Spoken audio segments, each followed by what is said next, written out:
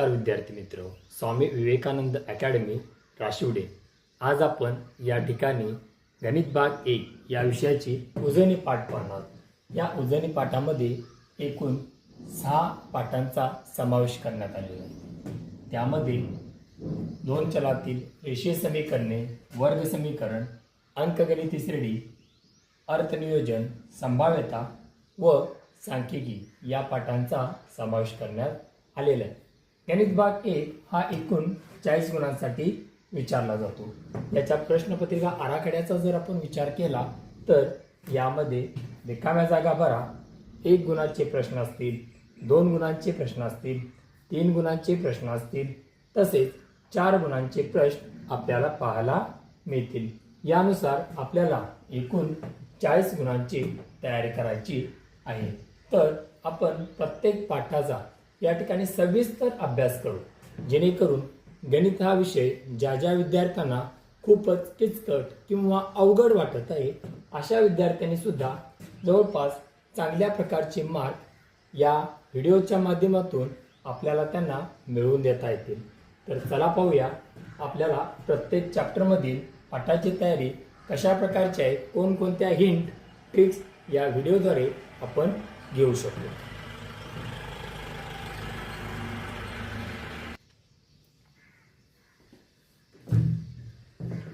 यामध्ये आपण पाहू शकता 2 चलातील रेषीय समीकरणे हा पाठ जर आपण पाहिला तर कोणकोणत्या प्रकारचे प्रश्न आपल्याला प्रश्नपत्रिकेमध्ये विचारले जाऊ शकतात याचा थोडासा आपण अगोदर आढावा घेऊया। यामध्ये पहा, पहिला प्रश्न जर विचारला गेला तर आपल्याला कोणता प्रश्न या ठिकाणी पाहायला मिळेल, 2 चलातील रेषीय समीकरण आहे किंवा नाही हे ओळखायचं आहे। हा प्रश्न एकूण आपल्याला 1 मार्कासाठी विचारला जाईल। दिलेले समीकरण 2 चलातील रेषीय समीकरण आहे की नाही हे ओळखायचं आहे। यासाठी आपण काय करणार आहोत, 2 चलातील रेषीय समीकरणांची व्याख्याचा वापर या ठिकाणी आपल्याला करता येईल। 2 चलातील रेषीय समीकरणाची व्याख्या आपल्याला काय सांगते बघा, जर एखाद्या समीकरणामध्ये 2 चल पदे असतील व त्यांचा घातांक हा 1 असेल तर त्याला आपण 2 चलातील रेषीय समीकरण असे म्हणतो। त्यामुळे जर या व्याख्येमधील दोन्ही घटक जर आपल्याला एखाद्या समीकरणामध्ये पाहायला मिळत असतील तर त्याला आपण 2 चलातील रेषीय समीकरण असे म्हणणार आहोत। अदरवाईज त्याला आपण 2 चलातील रेषीय समीकरण म्हणणार नाही। फॉर एक्झाम्पल आपण या ठिकाणी पाहू शकताय 3x अधिक 4y बरोबर 7 या प्रकारचे जर समीकरण आपल्याला दिलेलं असेल तर त्याला आपण 2 चलातील रेषीय समीकरण आहे असे म्हणणार आहोत, कारण या ठिकाणी x व y ही 2 चल पदे दिलेली आहेत। त्याचबरोबर या 2 चल पदांचा घातांक हा आपल्याला नेहमी 1 असलेला पाहायला मिळालेला आहे, म्हणून याला आपण 2 चलातील रेषीय समीकरण आहे असे म्हणतो। दुसरे उदाहरण घेऊ, पहा 0x अधिक 7y बरोबर 5। हे उदाहरण जर या ठिकाणी आपण पाहिले तर याला आपण 2 चलातील रेषीय समीकरण नाही असे म्हणणार, कारण का याचा सहगुणक या ठिकाणी 0 असलेला पाहायला मिळतो, म्हणजे ती पूर्ण क्वांटिटी आपल्याला 0 असलेली पाहायला मिळते, म्हणून या ठिकाणी फक्त y हा चलपद असलेला पाहायला मिळाला। म्हणून आपण ऑलरेडी सांगितले होते, पहा 2 चलपदांची गरज आहे, या ठिकाणी एकच चलपद पाहायला मिळते, त्यामुळे याला 2 चलातील रेषीय समीकरण नाही असे म्हणणार आहोत। हा झाला आपला पहिला प्रश्न। यामध्ये तुम्हाला 1 मार्काचा नक्की प्रश्न बोर्ड परीक्षेसाठी विचारला जाऊ शकतो। त्यानंतर दुसरा घटक आहे एक सामायिक समीकरण। एक सामायिक समीकरण सोडवण्याची पद्धती ऑलरेडी आपण इयत्ता 9वी पासून पाहिलेली आहे। इयत्ता 9वी मध्ये सुद्धा पाहिले असल्यामुळे या ठिकाणी जास्त किचकट प्रश्न सोडवण्याची गरज नाही, परंतु या ठिकाणी विद्यार्थी कन्फ्युजन जास्त करत असतात। कोणत्या प्रकारचं वर्किंग यामध्ये करायचं आहे ते आपल्याला थोडंफार या ठिकाणी पाहायचे आहे। आपण या ठिकाणी एक सामायिक समीकरण सोडवण्यासाठी 2 पद्धतीचा अवलंब करायचा आहे। एक म्हणजे चलाचा सहगुणक समान करणे या पद्धतीच्या सहाय्याने आपण 1 सामायिक समीकरण सोडवू शकतो। आपल्या पुस्तकामध्ये सुद्धा पहिलेच गणित सोडवून दिलेलं आहे, ते जरी तुम्ही पाहिला तर या पद्धतीचा त्या ठिकाणी वापर केलेला पाहायला मिळेल. एक उदाहरण या ठिकाणी घेऊ शकतो पहा. 2x अधिक 3y बरोबर 5. त्याचबरोबर दुसरं उदाहरण, दुसरं एक सामायिक समीकरण दिलेलं असेल x वजा 2y बरोबर 7. या ठिकाणी x चा सहगुणक 2 आहे, या ठिकाणी x चा सहगुणक 1 केलेला आहे. म्हणून दिलेल्या समीकरणापैकी समीकरण नंबर 2 ला आपण जर 2 ने गुणले तर याचा सहगुणक किती येईल पहा.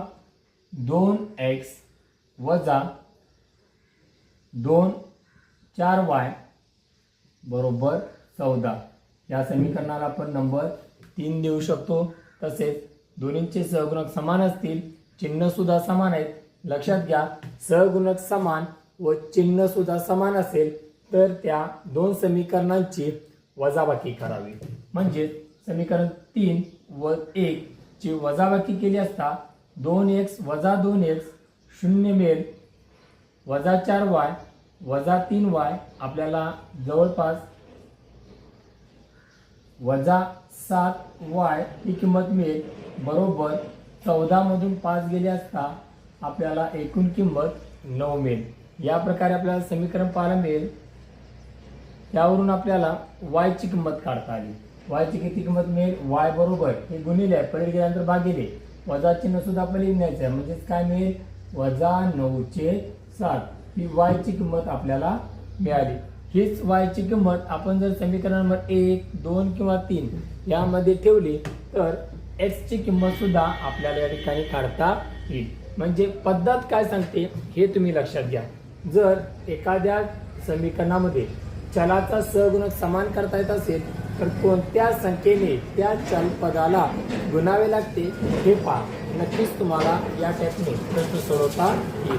ही झाली आपली पहिली पद्धत.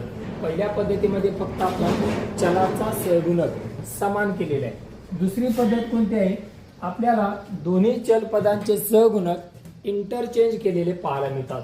यामध्ये फक्त पद्धत समजावून घ्यायची आहे. हा प्रश्न जवळपास 3 किंवा 4 मार्कासाठी विचारला जातो. सपोज या ठिकाणी एक्झाम्पल दिलेले आहे पहा. 3x अधिक 4y बरोबर 5, 4x अधिक 3y बरोबर 7. तुम्ही ऑब्झर्व करू शकताय या ठिकाणी x चा सहगुणक 3 आहे, या ठिकाणी y चा सहगुणक 3 आहे. या ठिकाणी x चा सहगुणक 4 आहे, या ठिकाणी y चा सहगुणक 4 आहे. म्हणजे एकाचा सहगुणक दुसऱ्याला इंटरचेंज झालेला पाहायला मिळतो. अशा वेळी आपण गणित कोणत्या पद्धतीने सोडवायचं आहे पहा. या ठिकाणी पहिल्यांदा दिलेल्या दोन्ही समीकरणांची बेरीज करायची असते. दोन्ही समीकरणांची काय करणार आपण, बेरीज. पहिल्यांदा बेरीज करायची आहे, नंतर दोन्ही समीकरणांची वजाबाकी करायची. यामधून आपल्याला समीकरण नंबर 3 व समीकरण नंबर 4 मिळेल. एकदा का बेरीज आणि वजाबाकी केल्यानंतर आपण या दोन्हींच्या पैकी येणाऱ्या 3 आणि समीकरण नंबर 4 ची परत आणखीन एकदा बेरीज केली असता किंवा वजाबाकी केली असता आपल्याला एका सहगुणकाची किंमत मिळेल. म्हणजेच x किंवा y ची किंमत मिळेल. मिळालेली किंमत जर कोणत्याही समीकरणामध्ये दुसऱ्या ठेवली तर आपल्याला नक्कीच दुसऱ्या चलपदाची सुद्धा आपल्याला किंमत काढता येते. बाळांनो लक्षात घ्या, 100 गणित प्रॅक्टिस करण्यापेक्षा एक मेथड लक्षात ठेवा, जेणेकरून या ठिकाणी असणारी कोणती गणित या प्रकारची सोडवता येतील. बघा, आपण परत एकदा सांगत आहे, जर सहगुणक अदलाबदल केलेले असतील, या स्वरूपाचे गणित पाहायला मिळत असेल तर पहिल्यांदा दोन्ही समीकरणांची बेरीज करा, मग वजाबाकी करायची. जे काही नवीन समीकरणे आपल्याला मिळतील त्या दोन समीकरणांची परत आणखीन एकदा बेरीज केली असता आपल्याला एका सहगुणकाची किंमत एका चलपदाची किंमत मिळेल. तर एका चलपदाची किंमत मिळाली असता तीच किंमत कोणत्याही एका समीकरणामध्ये ठेवली असता आपल्याला दुसऱ्या चलपदाची या ठिकाणी किंमत मिळालेली पाहायला मिळेल. या पद्धतीने तुम्ही 3 ते 4 मार्काचा प्रश्न कव्हर करू शकताय. म्हणजेच आपल्याला या दोन पद्धतीमध्ये एकूण 3 प्रकारचे प्रश्न पाहायला मिळाले. या ठिकाणी परत तिसरी पद्धत आहे, आलेख पद्धत. खूप सोपी पद्धत आहे. आलेख पद्धतीमध्ये 2 टाईपचे प्रश्न तयार करायचे आहेत. एक म्हणजे आपल्याला तक्ता भरावा लागतो. कोणत्या प्रकारचा असणार आहे बघा, या प्रकारे आपल्याला गणित दिलं जातं. x अधिक y बरोबर 5। यावरून पहिल्यांदा काय करायचं, y ची किंमत काढून घ्यायची। y बरोबर हा x अधिक आहे, पलीकडे गेल्यानंतर वजा 5 वजा x। y साठी समीकरण तयार केले। आता काय करायचं, आपल्याला चार्ट तयार करायला सांगितला जातो किंवा चार्ट ऑलरेडी तयार करून दिलेला असतो। या प्रकारे चार्ट आपल्याला दिलेला असेल, दिलेला नसेल तर आपल्याला तयार करावा लागणार आहे। या प्रकारे आपण चार्ट तयार करून घेतला। समजा यामध्ये आपण x ची किंमत 0 ठेवली, या समीकरणामध्ये x ची किंमत 0 ठेवा। 5 वजा 0 म्हणजे y ची किंमत किती मिळेल, 5। म्हणजे एकूण आपल्याला x आणि y च्या किमती 0 आणि 5 मिळाल्या। समजा आपण x ची किंमत 1 ठेवली, 5 वजा 1 4 म्हणजेच आपल्याला किमती किती मिळाल्या, 1 4। समजा आपण x ची किंमत 2 ठेवली, 5 वजा 2 एकूण किंमत 3 मिळाली, म्हणजे 2 व 3 या आपल्याला या ठिकाणी किमती पाहायला मिळाल्या। या प्रकारे आपल्याला एका समीकरणाचा चार्ट तयार करण्यासाठी तुम्हाला प्रश्नपत्रिकेमध्ये विचारला जाईल। त्याच्यासाठी आपल्याला 1 किंवा 2 मार्कांची तरतूद सुद्धा केली जाऊ शकते। त्यामुळे या टाईपचा जर प्रश्न आलेखमध्ये विचारला तर आपल्याला तो सोडवता आला पाहिजे। सगळ्यात सोपा प्रश्न आहे आणि जास्तीत जास्त गुण मिळवून देणारा सुद्धा नाही। याच पद्धतीचा वापर करून, आलेख पद्धतीचा वापर करून आपल्याला 2 समीकरणांचा आलेख काढून त्यांचे सोल्युशन काढायचे।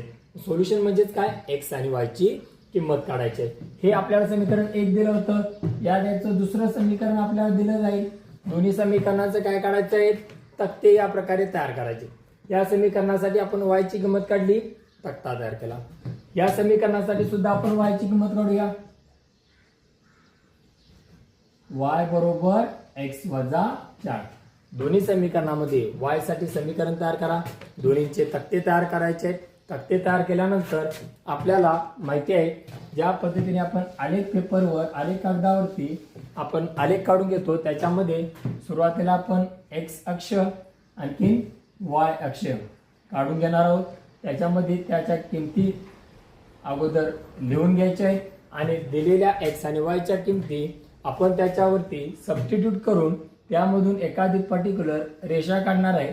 आपल्याला एकूण 2 समीकरण दिलेले आहेत, म्हणजे आपल्याला 2 समीकरणांच्या 2 रेषा काढायच्या आहेत। 2 रेषा ज्या ठिकाणी एकमेकांना छेदतील त्या ठिकाणच्या किमती म्हणजेच आपल्याला काय असणार आहे, त्या समीकरणाची उकल असणार आहे। या प्रकारे x आणि y च्या किमती आपण काढून घेऊ शकतो।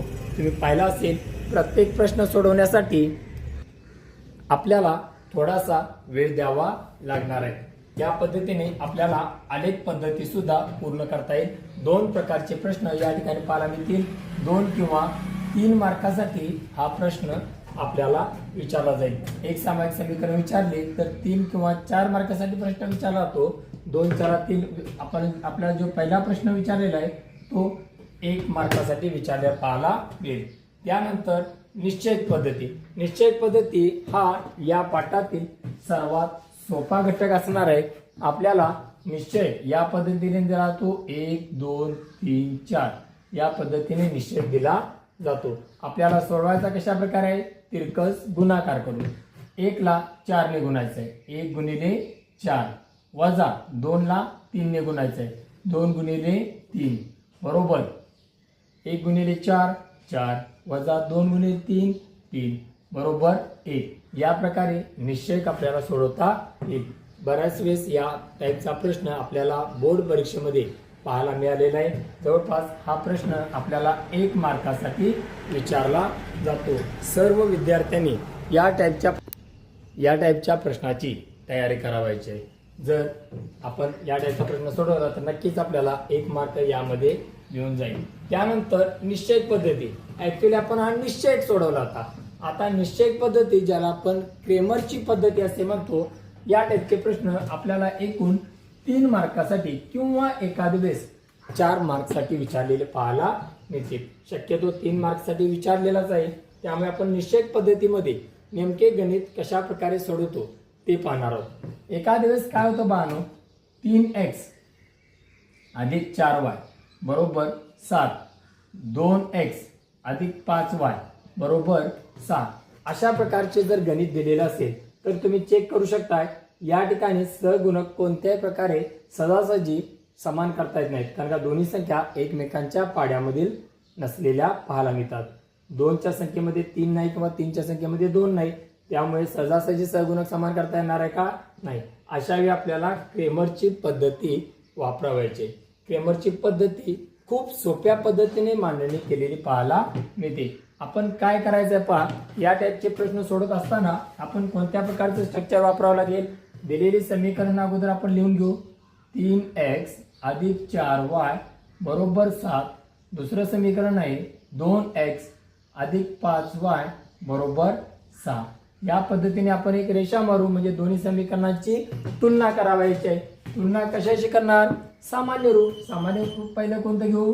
a1x अधिक b1y बरोबर c1, a2x अधिक b2y बरोबर c2. दोन्ही समीकरणांची तुलना केली असता आपल्याला a1 किती पाहायला मिळतो बघा? 3. b1 किती पाहायला मिळतो पहा? 4. आणि c1 किती पाहायला मिळतो पहा? 7. त्याचबरोबर a2 किती पाहायला मिळतो पहा? 2. b2 किती पाहायला मिळतो पहा? 5. आणि c2 ची किंमत किती मिळते? 6. म्हणजेच आपल्याला पहिल्यांदा a1 b1 c1 a2 b2 c2 यांच्या किमती काढता आल्या. ओके. त्यानंतर काय करू आपण? म्हणून आपल्याला d ची किंमत पहिल्यांदा काढायची. मग d साठी आपण कोड तयार करणार 12. ऍक्च्युअली कोड कशा प्रकारे आहेत पहा? A B C. ए पहिले लेटर आहे, बी दुसरे, सी तिसरे. आता कोड लक्षात ठेवायचा आहे 12. 12 म्हणजेच काय? A B. म्हणून आपण काय करूया? A B a1 b1 a2 b2. या ठिकाणी आपल्याला किमती दिलेल्या आहेत, त्याचं उत्तर काढता येईल. हे तुम्ही किंमत काढता येईल, किमती ठेवायच्या, उत्तर काढायचं आहे, निश्चय सोडवायचा आहे. निश्चय कोणता तयार होणार बघा? a1 b1 3 4 2 5. याची किंमत तुम्हाला काढता येईल. दुसरी किंमत काढायची आहे ती dx ची. dx साठी कोड आपण काय लक्षात ठेवणार? 32. 32 म्हणजे 3 2 3 2 म्हणजेच काय येणार? C B c1 b1 c2 b2. याच्या किमती ठेवायच्या आहेत, उत्तर काढायचं आहे. त्यानंतर आपल्याला काय करायचं आहे पहा? dy ची किंमत काढायची आहे. dy च्या किमतीसाठी कोड आहे 13. 13 म्हणजे ए सी. म्हणजे या ठिकाणी काय येईल? a1 c1 a2 c2. म्हणजे जवळपास आपल्याला d dx dy या तिन्हींच्या किमती पहिल्यांदा काढून घ्यायच्या आहेत. काय केलं बघा? पहिल्यांदा समीकरणांची तुलना केलेली आहे, त्यावरून a1 b1 c1 a2 b2 c2 यांच्या किमती काढायच्या आहेत. त्यानंतर पहिल्यांदा d ची किंमत काढली.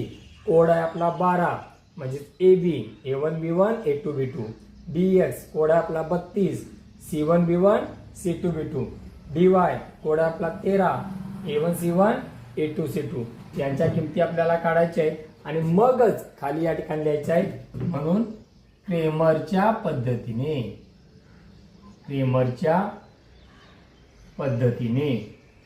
पद्धतीने आपल्याला नेमकं उत्तर काय काढायचं आहे पहा? आपल्याला x आणि y च्या किमती काढायच्या आहेत. x बरोबर dx छेद d. dx ची किंमत या ठिकाणी मिळालेली आहे, d ची किंमत या ठिकाणी मिळालेली आहे. भागाकार सोडवा, x ची किंमत मिळेल. y बरोबर dy छेद d.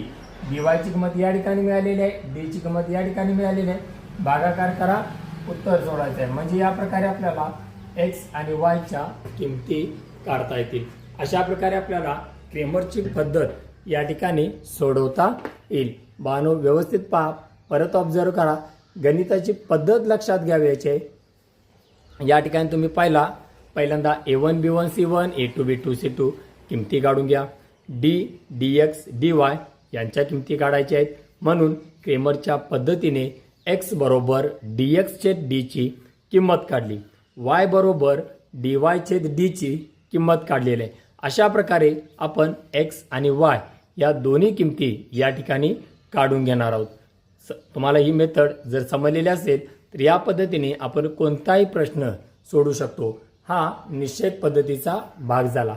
पाहून लक्षात घ्या, बऱ्याच वर्षी आपल्याला बोर्ड परीक्षेसाठी निश्चय पद्धतीवरती प्रश्न सोडवलेला पाहायला मिळतो.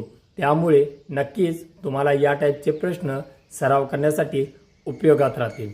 ओके. यानंतरचा भाग आपल्याला पाहायचा आहे तो म्हणजे एक सामायिक समीकरण तयार करून सोडवणे.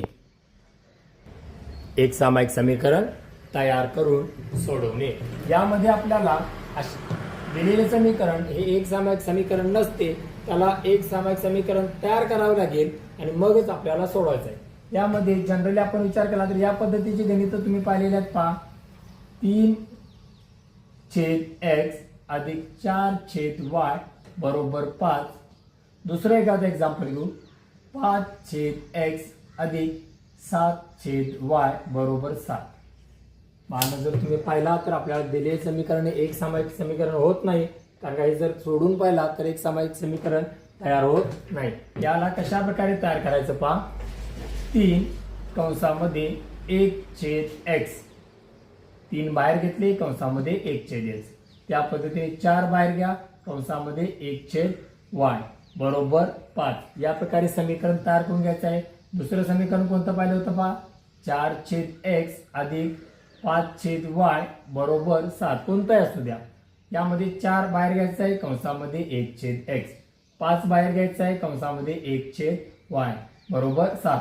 आता तुम्ही चेक करा, या ठिकाणी 1/x, या ठिकाणी 1/x पाहायला मिळते, या ठिकाणी 1/y, या ठिकाणी 1/y पाहायला मिळते। म्हणजे ज्या काही सामायिक गोष्टी दिसत आहेत त्याच्या ठिकाणी एखादी कोणती तरी आपण चल पदाची किंमत ठेवायची आहे।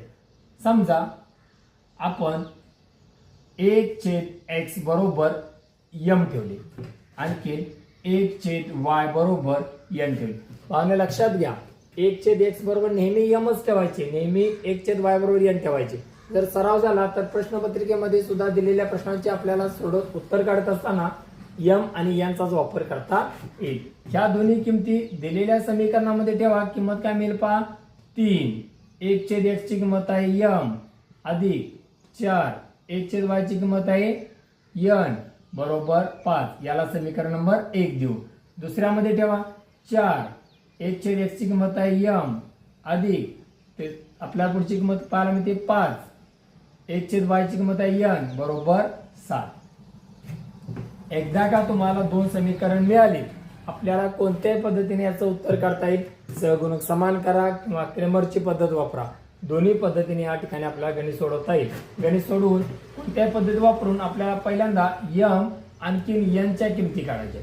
एकदा का m आणि n च्या किमती मिळाल्या, याच किमती या ठिकाणी आपल्याला ठेवायच्या आहेत, कारण का 1/x बरोबर m ठेवली होती, म्हणून 1/x बरोबर m असेल तर आपल्याला यावरून x ची किंमत 1/m तयार झालेली पाहायला मिळते। म्हणजे जी काही m ची किंमत मिळणार आहे ती या ठिकाणी। दुसरी किंमत 1/y बरोबर n ठेवली होते, म्हणून n बरोबर 1/y मिळेल। म्हणजे आपल्याला y बरोबर 1/n मिळेल। म्हणजेच आपल्याला या ठिकाणी x आणि y च्या किमती काढता येते। बानो परत आणखीन एकदा पद्धत समजावून घ्या, काय केले बघा व्यवस्थित। या ठिकाणी तुम्हाला 4 मार्कासाठी प्रश्न विचारला जाणार आहे।